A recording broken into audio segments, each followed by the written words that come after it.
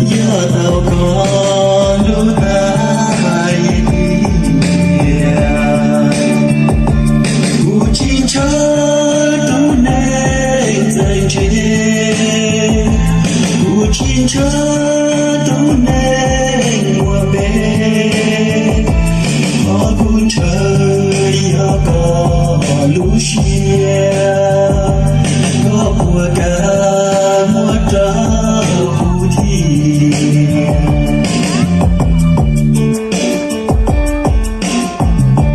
mê lên mùa mong có xia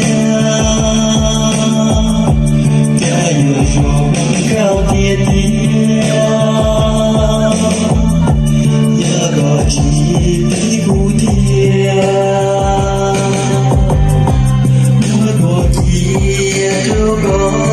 sự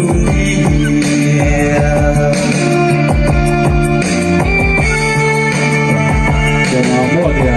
没练过，我们这鞋还在掉呢。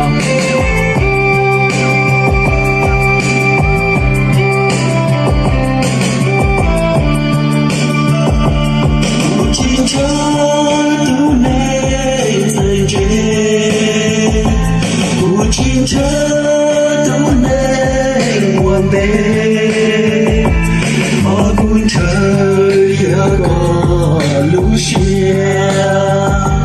có mùa cả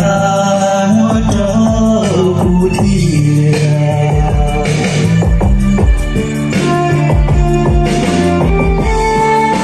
这估计不是很高的呀，姐。这小子我还算掉完了，这个人家天天也红了，这速度天天也不一样。bây giờ một trâu và lò cay thế là trâu thế hạ giàn nó chọn tao nó lắm ok chọn tao chọn nó lắm chỉ mua ra chỉ là giờ chỉ mua gì ra chỉ ra tao là tôi nghe chỉ mà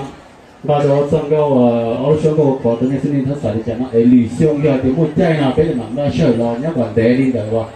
lâu chỉ mò thôi nên cũng cái nào gì nó chọn tao tôi nên nó sẽ hở lắm chọn tao tôi mới sợi cái cũ được nên chọn tao. Vâng, trân trọng cảm ơn anh chàng đẹp trai đến từ nước Singapore. Và quý vị ơi, quý vị hãy dành một tràng pháo tay thật nồng nhiệt để chúc mừng, để cảm ơn anh bạn đến từ Singapore ạ.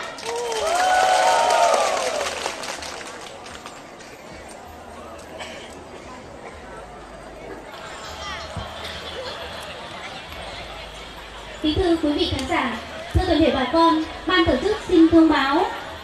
quý bà con nào có nhu cầu ném còn, tung còn, chúng ta hãy di chuyển sang sân nhà khách Ủy ban nhân dân huyện để chúng ta tung còn.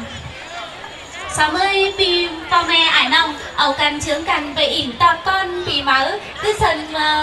nhà khách Ủy ban nhân dân huyện Điện Biên Đông. Halina cho trường này chính tin trà thiết chồng quỳ mà chùa sẽ đờ còn nên tôi bỏ